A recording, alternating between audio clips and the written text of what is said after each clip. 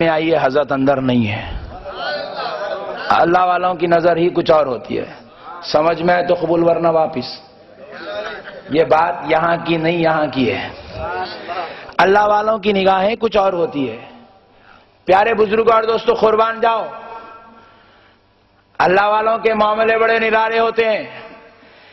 ایک صاحب اولیاء اللہ کے اندر کے دیکھنے کو نہیں مانتے ہیں. اتفاق کی بات تھی وہ اپنی زمین پر بورویل ڈالنے کی غرض سے بورویل والوں کو بلائے. بورویل ڈالنے لگے. 500 فٹ مارے پانی نہیں نکلا. پتھرے ہی نکل رہے ہیں. قسمت میں پتھرے پڑے ہیں تو پتھرے ہی تو نکلیں گے. پھر اس کے بعد ہٹا کے دوسری طرف مارے 300 فٹ پھر وہی پتھر. تو وہ مارنے والا بھی بیچارہ کافر تھا. بیدار ہوگا بولے خالی پیسے خراب کر رہا. صاحب اتنے پیسے خراب کرنے کے بجائے 1000 روپے پھینکے تو ایک انجینئر آتا. کہاں پانی ہے بولتا. اس کو بتا دیے تو قصہ ختم ہو جاتا. یہ سب پیسے خراب کرنے بولے انجینئر بولتا. کہاں پانی ہے انجینئر کو کیسا معلوم. بلائے تو معلوم ہوتا. 1000 روپے دیو میں لاتا ہوں. 1000 روپے لیا. انجینئر کو بلا کے لایا. انجینئر صاحب آیا بھی نہ سوچ رہا وہ اندر ایک پائپ ڈالتے ہوں گے. نہ پائپ ڈالے نہ مشین. ایک ساتھ میں انڈوسکوپ لے کے آئے. اور وہ انڈوسکوپ بھی اتنا خطرناک ہے. یوں دیکھنے کا نہیں یوں سننے کا ہے. انجینئر صاحب اپنے خادم کو بولے میں آیا رکھ کے یوں سن رہے ہیں. انہیں بحران ہو رہا ہے. بولے یہ کیا ہو رہا ہے. بولا تیری عقل کی بات نہیں ہے علم کی بات ہے.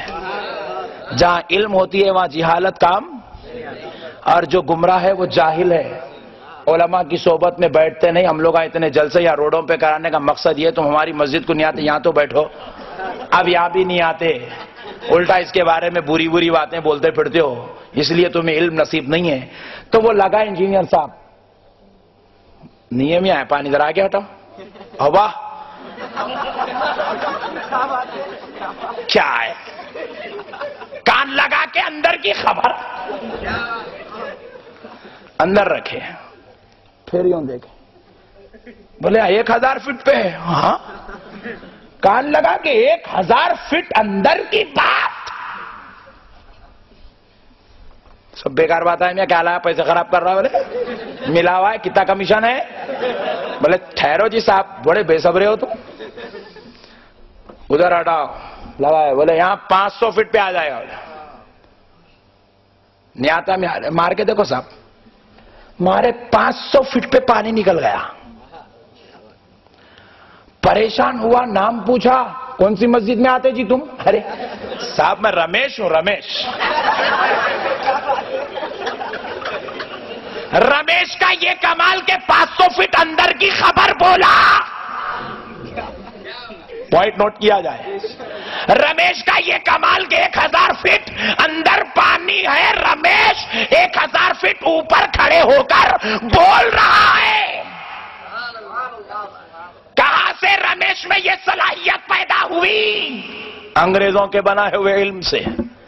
انگریزوں نے علم کو اتنا تیز کر دیا کہ اب رمیش بھی اندر کی بول رہا ہے. اب ملیش بھی بول رہا ہے. رامو بھی بول رہا ہے. تاتیا بھی بول رہا ہے. تو مجھے کہنے دو اگر خدا کا فضل رمیش پہ ہو جائے وہ انجینئر بن جائے تو وہ اندر 1000 فٹ کی خبر بول دے. ارے جو پوری زندگی اللہ اللہ کرتے گزار دے وہ غوث اگر خبر کی بول دے تو کیا تعجب کی بات ہے.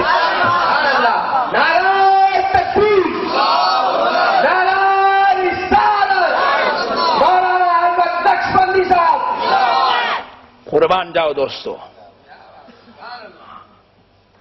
بعض لوگ اولیاء اللہ کو نہیں مانے تو اللہ مجبور کر دیا رمیش کو مان. ہم کو رمیش کی کرامت نظر نہیں آتی کیونکہ ہم کرامت والے غوث اعظم کو دیکھے ہوئے ہیں. رمیش ہمارے لیے کوئی عجوبہ نہیں. ہم مانتے ہیں رمیش دیکھ سکتا ہے کیونکہ غوث اعظم نے دکھا کے بتایا ہے. پیارے بزرگ اور دوستو دیکھو غوث اعظم کی ایک کرامت ہے کہ ایک بار غوث الورا رضی اللہ تعالیٰ عنہ مسجد میں داخل ہو رہے تھے. جامع مسجد بغداد میں. نالین اتارے نیچے جھکے اپنے بائیں پیر کی نالین اٹھائے ہوا میں پھرکا دیے. پورے مرید پریشان, کیا ہوا حضرت کو؟ بھائی نالین پھینک دیے. ایک مرید گیا بازو باغ میں, دیکھا نہیں مل رہی. دوسرا مرید گیا لوگوں کے چھتوں پہ دیکھ رہا, نہیں مل رہی. تیسرا مرید ادھر دیکھ رہا, نہیں مل رہی. مل رہی نہیں, غوث پاک کی نالین گئی. ایک مہینے کے بعد ایک قافلہ آیا اور اس قافلے کا جو سردار تھا, غوث پاک کی وہ نالین جو ایک مہینہ پہلے پھینکی تھی سر پہ اٹھا کے لا رہا.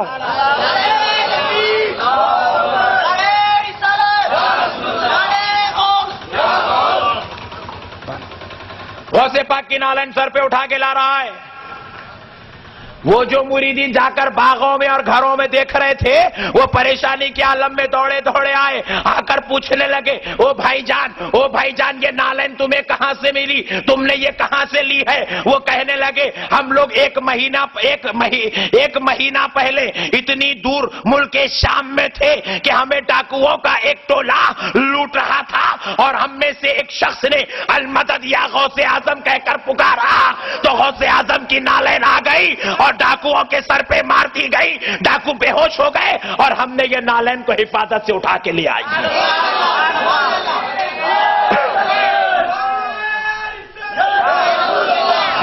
قربان جاؤ. غوث پھینکے ایک مہینے کی مسافت کی دوری پر نالین جاتی بھی ہے اور نالین کی سمجھ کا عالم دیکھو, عاشقوں کو نہیں ڈاکوؤں کو مارتی ہے. پیارے دوستو, وہ لوگ اس کو اٹھا کر لائے. ایک مہینے کی مسافت کی دوری, اتنی دور تھے کہ چلتے آتے آتے ایک مہینہ لگ گیا. غوث پھینکے تو ایک مہینے کی دوری پر جائے. یہ اللہ کے ولی کا ہاتھ ہے, قوت خدا کی ہے. بازو والا بولا ہم ولیوں کے نہیں مانتے. لازمی بات ہے, تو مان بھی نہیں سکتا. تو پھینکا تو یہاں گرتا ہے, ولی پھینکے تو وہاں گرتا ہے. تو مان بھی کیسے سکے گا؟ پیارے بزرگوں اور دوستو, جب یہ کرامت بازو والوں کے پاس پہنچی تو بولے اتنی دور پھینک سکتے؟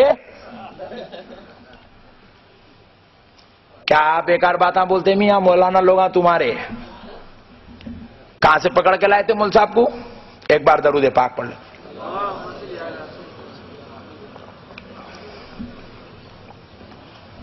چورستے پہ بٹھا کے خطرناک باتاں بول کے گئے. کہاں سے لائے تھے؟ بولے حیدرآباد. حیدرآباد کے لوگ تو اچھے ہی رہتے نا, انہوں ایسے کہیں کو ہو گئے. اچھا پیارے دوستو, نالین تو پھر بھی وزن ہوتی ہے, ہوتی کہ نہیں ہوتی؟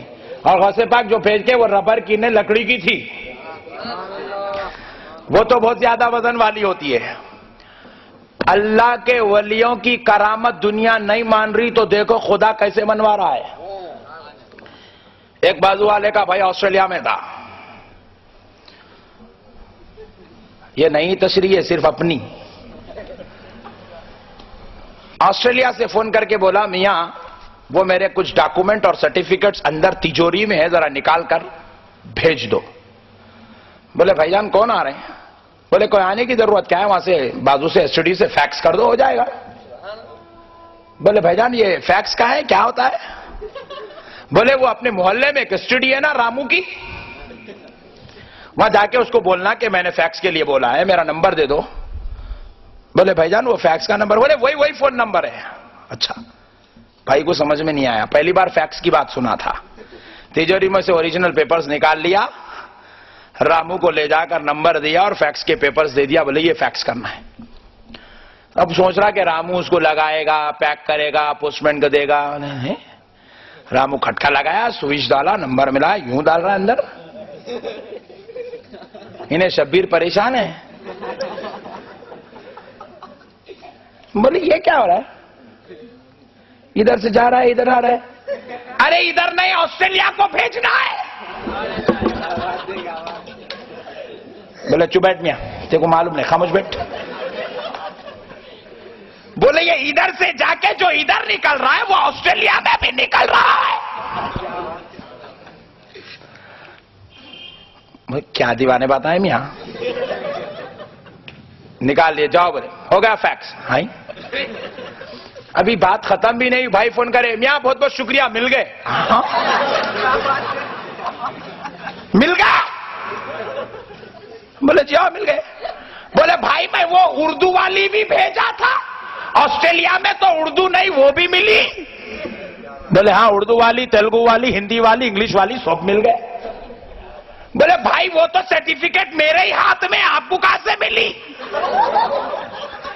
بولے تو جو اوریجنل بھیجا تھا اس کی زیروکس مل گئی.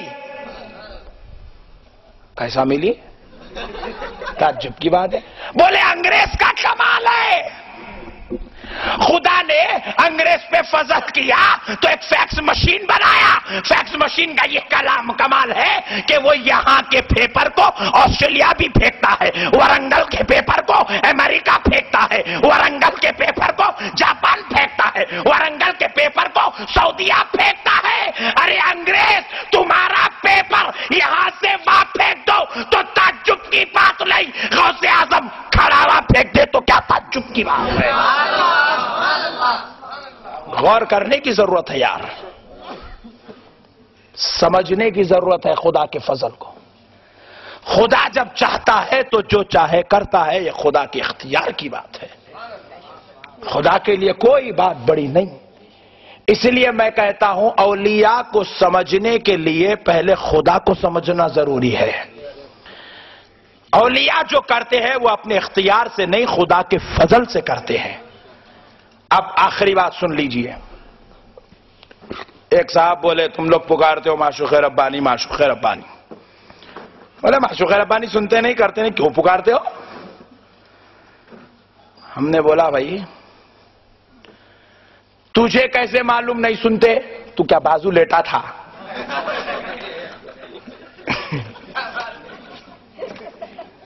بھائی دیکھو کوئی بھی بات کہنے کے لیے دلیل کی ضرورت ہے. تو نہ وہاں گیا تھا نہ ان کے پاس تھا, تجھے کیسے معلوم نہیں سنتے؟ لیکن ہمیں ایک بات معلوم ہے جو نبی نے بتائی ہے کہ مردے بھی سنتے ہیں, یہ تو اللہ والے زندہ ہیں. آپ پوچھیں وہ کیسے؟ ابو جہل حضور کی دربار میں آیا, ہاتھ میں کنکری پکڑ کے آیا, آ کر نبی سے پوچھنے لگا اے اللہ کے نبی بتاؤ میرے ہاتھ میں کیا ہے. پوچھا نہیں پوچھا؟ پوچھا. میں پوچھتا ہوں چھپا کے کیوں پوچھا؟ کیونکہ ابو جہل یہ جانتا تھا غیب کی بات بولنے والا نبی ہوتا ہے, اس لیے چھپا کے پوچھا غیب کی بات. پوچھا میری مٹھی میں کیا ہے. اب نبی کی شان یہ ہے کہ نبی عرش بری سے آگے کی باتیں بول رہے ہیں. ارے نبی کی شان یہ ہے کہ وہ تحت الثری کی باتیں بول دے. یہ نادان دیکھو کھلونے کھیل رہا ہے, بولا میری مٹھی میں کیا ہے, بینجا میں نے کہاں چھپائی ہے, اڈا مڈا کھیل رہا ہے. نبی بولے نادان اتنے چھوٹے چھوٹے